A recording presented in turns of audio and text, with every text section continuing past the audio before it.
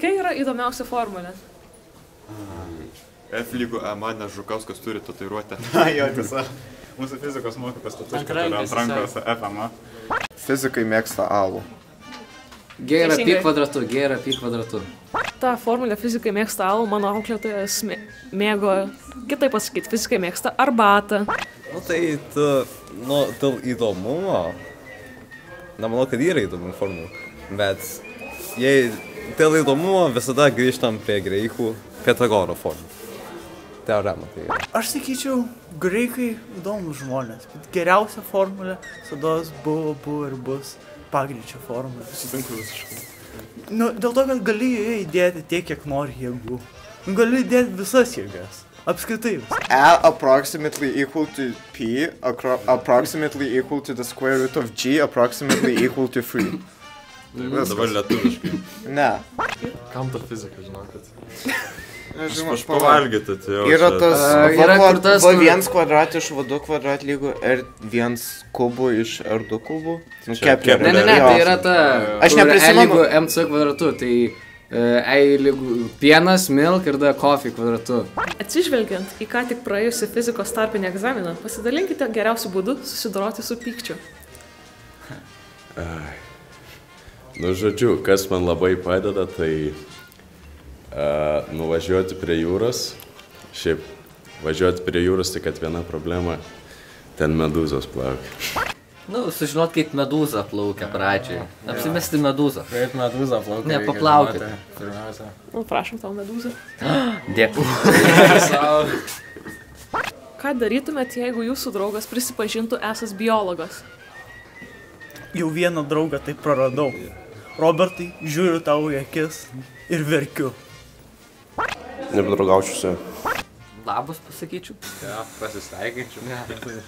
Apie medūzą paklausinėt galima. Nežinau, pagirčiau gal. Nes man biologija nelabai. Suvalgyčiau. Ai, pala, nors turiu draugų biologų. Jo. Jie šlykštus. Fu. Čia šitoje olimpiadai bus bent koks vienas ar du biologai, tai čia tiesiog Among Us žaidimas. Kas yra apsimetėlis. Nu, okei, aš chemikas, tai can't be too mad about it. Aš pats biologas. Okei, tada...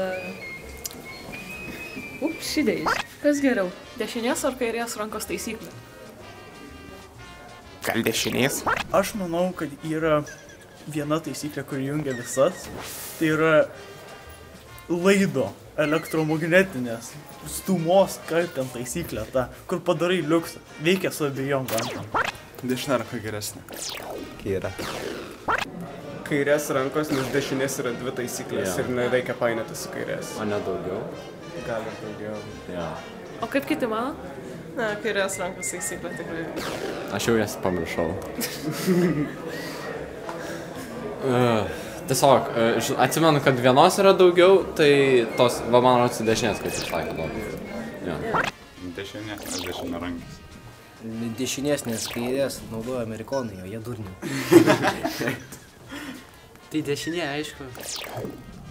Dešinė, nes daugiau yra. Dešinė. Dešinės, nes visą laiką retaikytis. Nežinau, kas tai yra. Aš tai sraigto taisyklės taikau. Kairės. O kuri? Yra ta, yra mano ta. Dešinės su manė, tai ampero jėga kairė. Nu, generatorius varo į kairę ar dešinę. Dešinė daugiau turi taisyklę iš viso. Variklis varo kairę dešinę. Aš manau geriau kairės.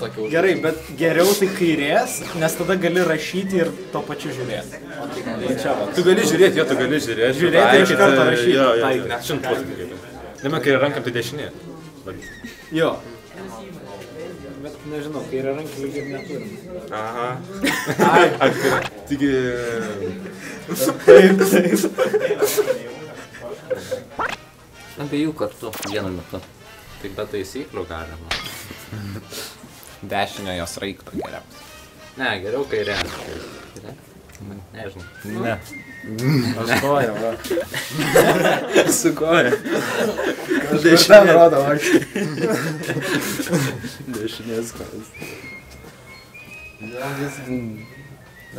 Aš jam pritariu. Kam? Aš jam pritariu. Koks atsakymas buvo jo? Dar nežino, kas spaudimas. Dešinės kojos. Tai taip, dešinės kojos. Galima viską padaryti dešinės rankos pagalba, taip, kad nebūtina ir kairė. Kairė. Čia kairė rankių, kairės dešinė rankių. Nežinau. Aš ko gero sakyčiau, kad iš tiesų labai vaikams painiojasi. Tai dešinė ranka, tai kairė ranka. Gal būtų geriau dešinė koja, kairė koja, dešinė ranka, kairė ranka. Tada būtų viskas aiškiau. Dešinė rankiai painu. Kairė. Na, žiūrint ko klausim. Jeigu Lorenzo jėga ir ampera, tai kairė, bet jeigu Lorenzo jėga, tai čia bus protonas, o čia elektronas. O jeigu mes bandysim srovės kryptį ir indukciją, tai dešinė, pam. Manau, reikia daugiau, ten kokių ausies taisyklių, ten dar pėdos, ten kokio piršto taisyklių, daugiau tokių. Kairės rankos taisyklė overratedas. Na, galvoja, kad kažkas yra, nors nėra. Ir dešinės yra paprastesnė ir, nežinau, all my homies mėgsta dešinės rankos taisyklę. Nu, kaip yra rankiai, reikia palaikyti saviškius. Tai, jo. Now watch me whip. Now watch me nene. Okay.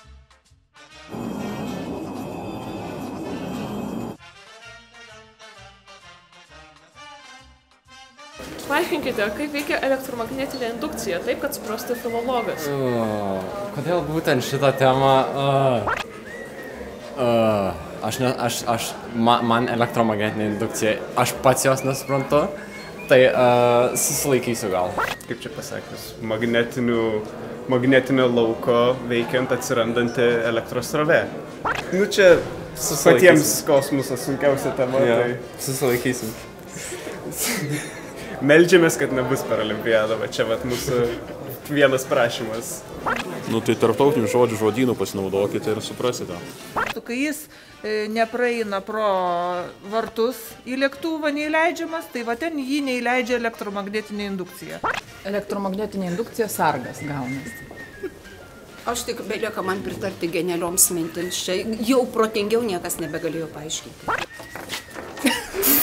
Aš nesuprantu, what do you mean? Kur tas dingo? Taip, čia yra Respublikinė fizikos olimpiada. Kai pridedi magnetą prie uždaro kontūro ir uždedi ranką, tada gerai papurto. Gal galite nuspėti, kada Newtonas atras savo ketvirtąjį dėsnį ir koks jisai bus? Manau, atras jį prieš didįjį įvykį. O didysis įvykis, kaip žinoma, įvyks Kinijos sienos griuvimu. Labai įdomu. O dėl turinio dėsnio? Turinys dėsnio bus platus. Naujoji pasaulio tvarka ateina. Tai jau atrado. Jau yra. O koks jisai? Tai yra... Cenzūra reikia iškirti. Na, ne, ten yra... Mes negalim dalinti šitą šiaip. Na jo, teisingai, jo. Jo, čia tipo... O jeigu mes labai gražiai paprašytume. Ne, tipo, tai čia priespauda, ne, negalima. Jūs terorizuojat mus. Aš žinau, bet vieną, kuris labiau su inžinerija susijęs, kad jau buvo toksai nuspėtas, tai kad inžinieris neatsikels iš lovos, nebent paveiktas pakankamai didelio streso. Nifnifas pastatė namelį iš šiaudų, Nufnufas iš šakų, Nafnafas iš akmenų. Iš ko namelį būtų statęs ketvirtas paršiukas Nofnofas? Iš plastiko gal. Nes trečiojo vardas labai panašus šiek tiek į naftą. Pasimtų žemę ir taip, žinai, kaip Minecraftą. Jo, Minecraftą tiesiog iš žemės. Atras uolą ir tiesiog va tiesiai įsikas ir užsistatys. Ir dar duris pasakyti. Jo, nu jeigu spėtų. Dar duris. Jis nebūtų, jis pabėgtų nuo vilko, tai yra išskristų į kitą planetą. Į Mėnulį gal. Čia tas tie akių klausimai, kur reikia pasibėti dėsningumą, žinot. Aš labai abejoju iš oro. Aerogelis, va. Tai jisai iš aerogelio būtų. Nes jis, protingas, jis būtų dar IQ jo klausimą. Nes, tipo, buvo du bukas, mažiau bukas, tada, tipo, protingas, o tas būtų, tipo, būtų toksai atsiskyrėlis, bet labai aukšto intelekto. Ir jis ten susikonstruotų viską, ko jam reikia. Ir dar, tipo, apgaudinėtų vilką, nes jam atrodytų, kad jis gali laisvai pasiekti, bet jis tada įsirėžtų į sieną. Jo, ir po teisybė čia viskas aišku su šitą jūsų užduotim. Jis tiesiog paaukojo tos 3, kad galėtų vykdyti savo projektinę veiklą. Kaip? Jis savo tos 3 nedraugus paaukojo. Tipo broliai, bet nedraugai. Studijas pinigų gal. Jo.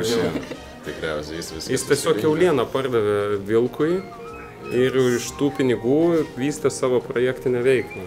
Čia tikriausiai pats protingiausias atsakymas, kurį šiandien gavome.